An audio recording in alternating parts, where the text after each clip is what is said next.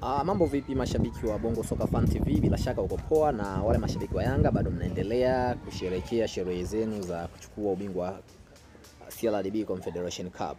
Leo hii nakumbuka jana nilizungumza kuhusu namna gani uongozi wa Yanga umefanya kila kitu na namna gani mshikamano ndani ya klabu ya Yanga umewapelekea wao kufanya vizuri katika ligi ya ndani ya msimu huu. Lakini chini ya kapeti, sio official, chini ya kapeti ni kwamba kuna struggle ya madaraka ndani ya Yanga.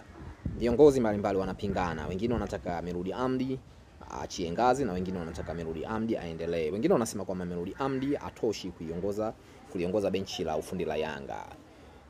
Wanaweza kawa na hoja katika nani lao, lakini sisi kwenye mpira huwa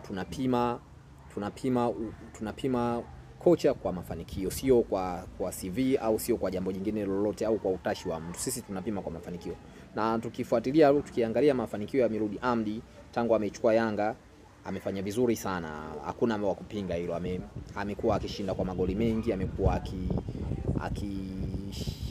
yani amefanya kila kitu. So kama tunajaji kwa matokeo, hatuna sababu ya kumweka Merudi Amdi au kumshusha Merudi Amdi au kumpokonya nafasi hiyo Merudi Amdi. Lakini kama tutajaji kwa namna yetu, bado tutarudi pale. Kuna kipindi nadhani nilishawahi kuzungumzia ni namna gani viongozi wengi wa Afrika au wa timu za Afrika, sana sana Tanzania, unakuta kocha bado anafanya vizuri lakini watu wana suggest kwamba huyu kocha aondoke.